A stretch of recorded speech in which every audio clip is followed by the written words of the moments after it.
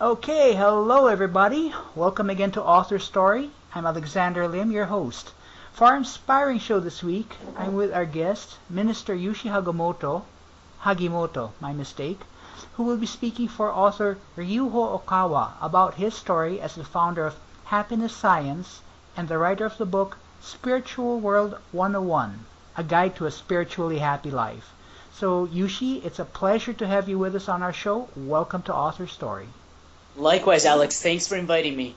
All right, cool. So, Yushi, just for the benefit of our listeners, who is hmm Mr. Okawa and what is his story? I mean, how did he get to become the founder of Happiness Science? One little correction, it's a happy science. Happy Science. Oh, okay, Yes, all right, I yes. got that. All right, Exactly. Happy Science. Okay, Happy All Science. right. So, this gentleman, Ryuho Okawa, he is actually still active. He's alive in Japan, Yes. and he actually has a very high educated background. Okay. He went to Tokyo University, Hmm. studied international finance, international politics, and then he actually used to work around not Wall Street, but the World Trade Center before the Oh, 9/11 crisis. all right. Okay. So, he was one of those high class, high money making gentlemen. But then he had this spiritual revelation, and then he Okay. awakened to spiritualism, simply put. Hmm. And All right. then he started Happy Science. Happy Science. Okay. So he had some sort of I don't know, maybe like something that happened like an enlightenment or something like that. I mean, how did that come about for him? Right, right. So in our terms, we call it the Great Enlightenment. Okay. But what happened was that like he felt an existence around him, Mm-hmm. and then he had this intuition to hold a pen. So he Okay. held a pen and a note card, and then Okay. his hands started moving automatically. Hmm. All And right. then it just written like, good news, good news, good news. It just kept on writing good news, and then that was his first awakening. I see. Okay. So did this happen like while he was still at work, while he was still the guy working in still working in the World Trade Center? Actually, this is when he was 24 years old, Okay. and it occurred at his home. At his home. All right. Yes. But I mean, he was still like working then. He wasn't like Oh, yes, correct, correct. I mean, he Yes. wasn't like going out and meeting as a guru or looking for something spiritual or anything like that. It just kind of happened. Exactly, exactly. All right, cool. Okay, I got that. So, a happy science. Now, why is it called a science? I mean, like the name of the book is A Guide to a Spiritually Happy Life. Why is it called a science when it's pretty much about spirituality? The book, I mean. What does it mean Th- when science and Thank spirituality do mix? That's usually not the Right. case. Thank you for asking. Actually, Happy Science is a direct translation of I mean, it was found in Japan, and it's called Okay, Kofuku no Kagaku. okay. But in Japanese, the noun and the verb can both be used in the same way, kind of. Uh-huh. Okay, So okay. like it's like we're sciencing happiness. It's not Hmm. it's not correct in English, but like Yeah, yeah, we yeah. try to you know what I mean. We're Yeah. trying to research happiness, and we're trying to produce happiness, and it's like a scientific method of how to get to that happiness for every human being. Hmm. All right. So it's sort of like there's a science to becoming happy. There's a science to the kind of Scientific spirituality, principles. scientific Yeah, principles. yeah. Huh? All right. Cool. I got that. So with Mr. Okawa, what made him decide to write the book, Spiritual World 101? All right, thank you for asking. This is a good introduction for this session, I think. Ah, But yeah. the reason why he has written this book is pretty much written in the preface of this book, Mm-hmm. and he is stating that you'll become happier if you believe in the other world. Okay. He Okay. starts out with this conclusion, Okay. All right. and just simply he says, if death put an end to everything, then life Mm-hmm. would be truly meaningless. Mm-hmm. However, if you believe that the knowledge and abilities you have struggled to acquire in this world can be taken with you to the world after death, and Okay. that your character will continue to exist in the next world, Right. then surely your efforts now will seem more meaningful and your exertions will appear more wonderful. Okay. All right. Yeah. So where does the happiness come in with this aspect with Well, I knowing guess what's the mhm. I guess in his meaning of the happiness in this part is more like satisfaction towards life. Ah, so Yeah. okay. So it's not really like being, like really happy and joyful. It's more like being satisfied, being, I don't know, fulfilled, I guess, with one's present Good life. word, yes. Fulfillment on your own life. Ah, all right, okay, all right. So that's where it goes into. Okay. So Yushi, if you don't mind, let's talk about you for a minute. How did you Oh, get sure. involved with Mr. Okawa? What led you to take this path personally?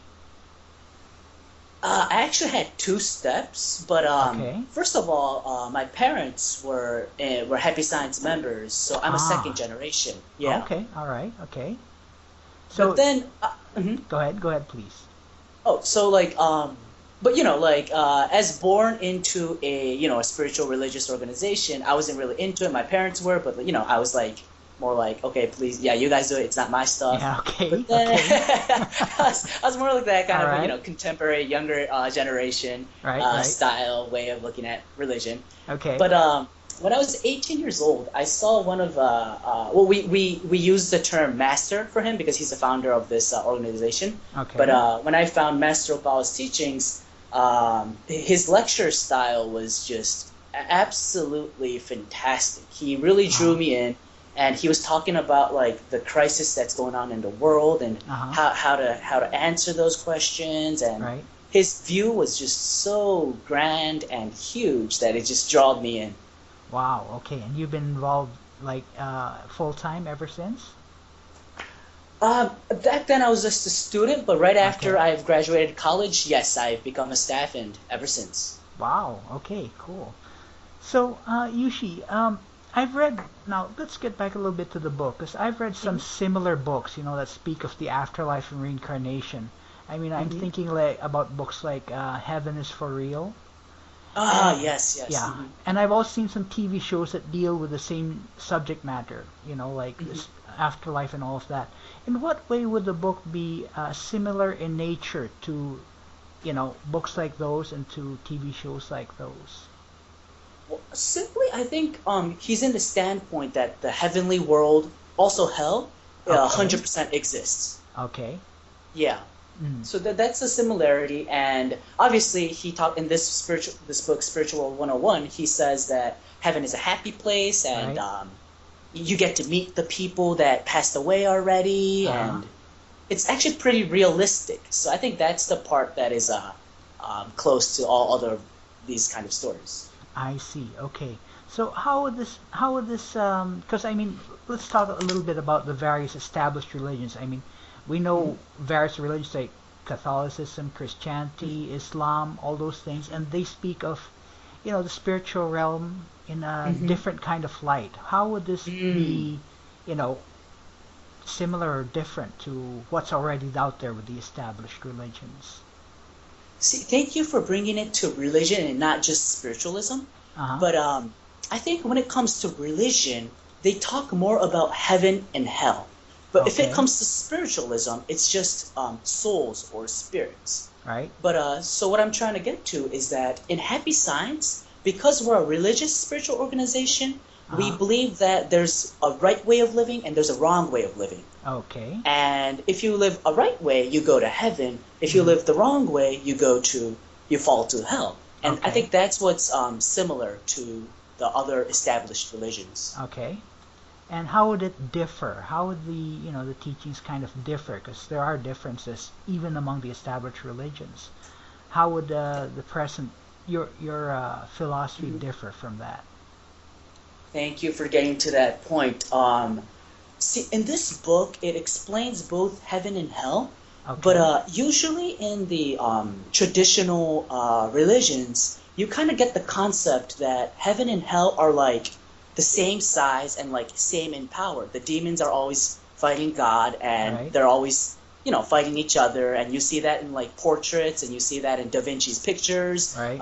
So I think that's how that's how in the Western world, even in the Oriental, from Buddhism too, you see Yes. that heaven and hell is like it's like one on one.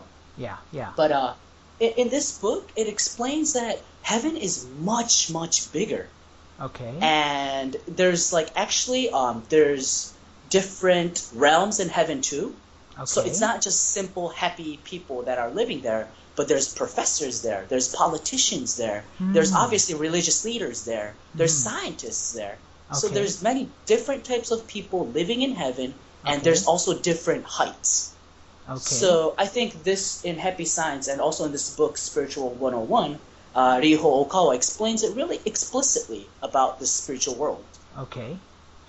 All right. So how did he come upon this structure that you say about heaven? I mean, uh, did he come across this from thought, from reading other books, from reading other philosophies? How did he come upon this structure? Because that's not exactly the sort of thing that's taught in like Catholicism or Islam, from what I understand. Right, that is correct. Actually, he has taken two ways.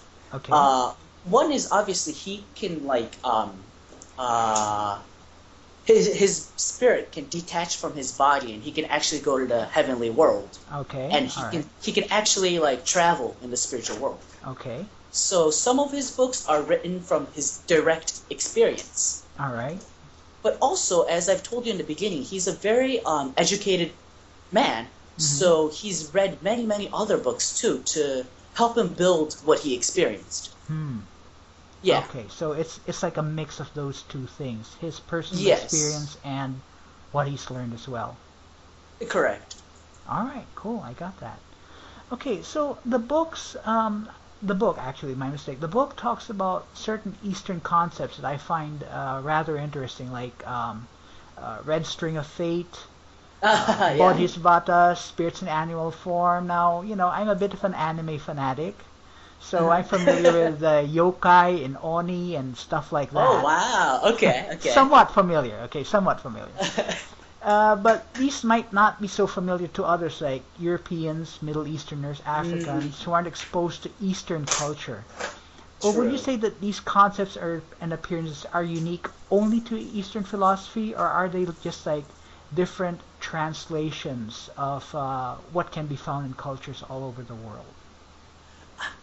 I think there's different translations to a point because if you come to the Western world, we have black magic, Yeah. witches, witchcraft. Yes. That's kind of and sorcery. That's Yes. kind of close to the Eastern, what you were just saying, Oni and Senning and those, like those hermits. Right. Right.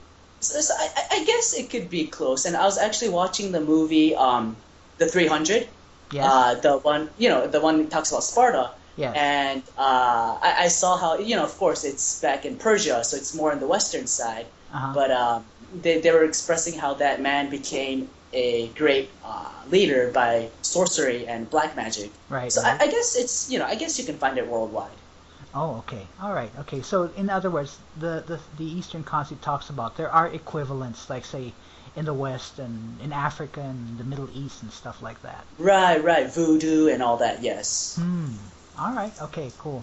So, actually, one thing I noted. Well, actually, because I've been doing a little bit some reading on books on like the afterlife as well. One thing I noted was that the book mentions time as something, that we understand the way here on our present plane of existence. Mhm. But from some of the books that I've read, time has no meaning. So I'm just curious, with regards to the concept of time, is this expressly mentioned by Mr. Okawa from his personal experience, or is it just used as a way to enable him for us to understand what he's saying?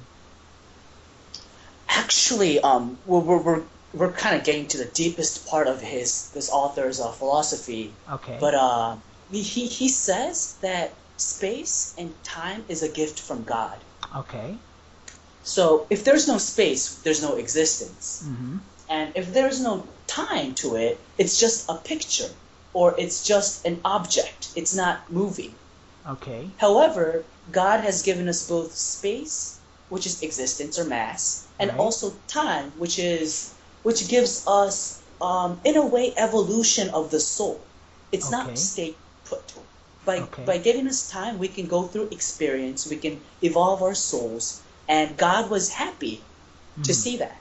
Mm-hmm. So I guess I mean that's his core philosophy about time and space. Okay. So I don't know if I was able to answer your question, but that's how he sees it.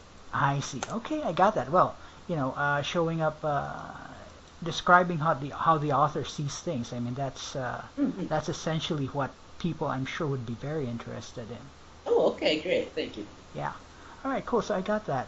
Now, I'm sure you know that there are a lot of naysayers, people who would look at this book, read it a bit, and say, Yep. oh, this is all blah, blah, just use a polite term. Just use be polite. Yep. And granted, there are some people whose minds will never be changed.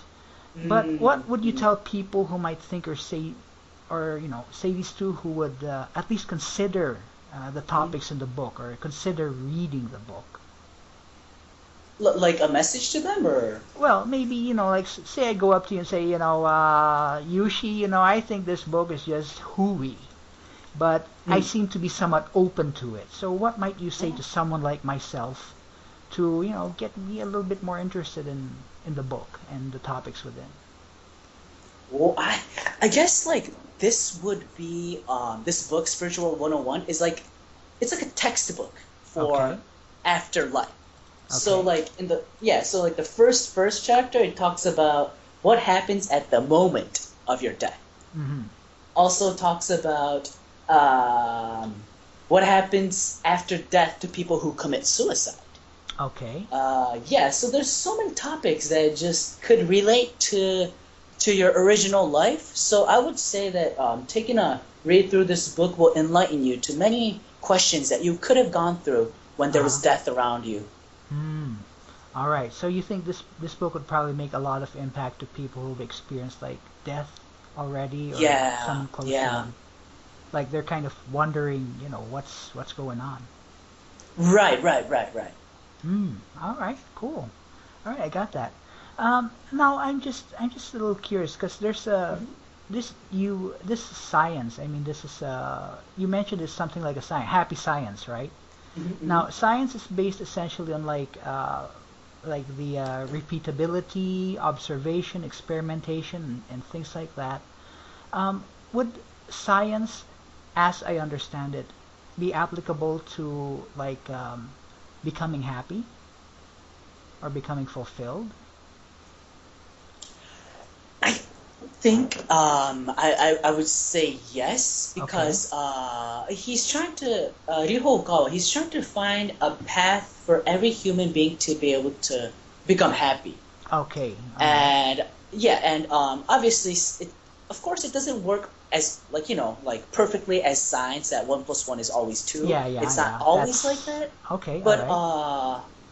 like how in science or actually math, I'm electrical engineering background, so I'm really Okay. into that stuff. All right. But Okay. whenever you try to prove something, you always use thesis. Like Yeah. there's so many theses in math that you use in order to prove things. Right. Right. So in happy science, we have principles of like if you want to become happy, you first have to start giving love and not Okay. taking love. Okay. Now that is like a principle of in math. Let's say just addition. If you add something, it turns out it equals that added number. It's Right. it's it's a principle. Yeah, like one So plus one that equals prince two, something like that. right, something like that. And if it's like that, it means if you know that principle, you can apply it to your life. And Hmm. then even though it's not going to turn out 100% the same for every single human being, at least it's the right direction. I see. So Yeah. this is also kind of like a personal journey thing. Like, Oh yeah. Oh yeah. all right. So it's just like the book is like, how do I put this? Like waypoints, markers. Like you follow this route, you do this path, and you'll achieve fulfillment or happiness. Is that correct? You've explained it perfectly. Thank you. All right. Cool. I got that. All right. I'm picking up something right here. Yes, you are. That's pretty good. Okay, so what do you think the value of this book is to the world? I mean, what kind of impact do you think it would have if everyone knew about this? I think people will have a grander perspective about life. Okay, Um, if people, let's say that every human being on the world, on Earth, let's say we're just read this book, right? okay, I think the world would be more peaceful, first of all, because when you think about that you have an eternal life, and it talks about reincarnation, it talks about karma, it talks about heaven and hell, Right. it automatically makes you want to be, you give love to others. It Okay. automatically makes you want to become a good person. Okay. So I think peace would be realized, and also fulfillment, Hmm. because you know that like all this efforts that you're making this lifetime. I know we go through so much suffering, but Yeah. you're gaining something from it, you know. Right. And if you're backed up with that, those thoughts, I think you'll have courage to live by, and so it'll give you fulfillment and the drive to move forward in life too. Hmm. All right. Okay, I got that. Now you spoke about love. There's lots of definitions of love, but in the context of this book, in the context of your movement, what is love? What's the definition of love? What's your definition of love? Well, I think this is the golden phrase that Jesus taught us 2,000 years ago. Uh-huh. Do unto others as you want them to do unto you. Mm. So do to others what you want to be given, and I Mm. think that's love. All right. Cool. Okay, I got that. Well said. Well, how do you think let's say this book, it's published in 2000. I'm sorry for I didn't notice. 2000. Well, let's say 2010. And All let's right. say in 3010, someone comes across a copy of this and Wow. reads it. How do you think they would react to it 1,000 years from now? 1,000 years from now, I think this is gonna be common knowledge. Oh, okay, all right. So Yeah. like nothing new. Okay, read this before, seen, been there, done that. So it's gonna be something like that. Right. The reason why I say this is because it's in the last part of this book. He talks how we're in the seventh civilization of human beings, which Okay, is a civilization that's built upon intellect. okay. But then we're moving on right now in this 21st century. We're moving on to an age of spiritualism Hmm. or spirituality. Okay. So, and it's just the beginning.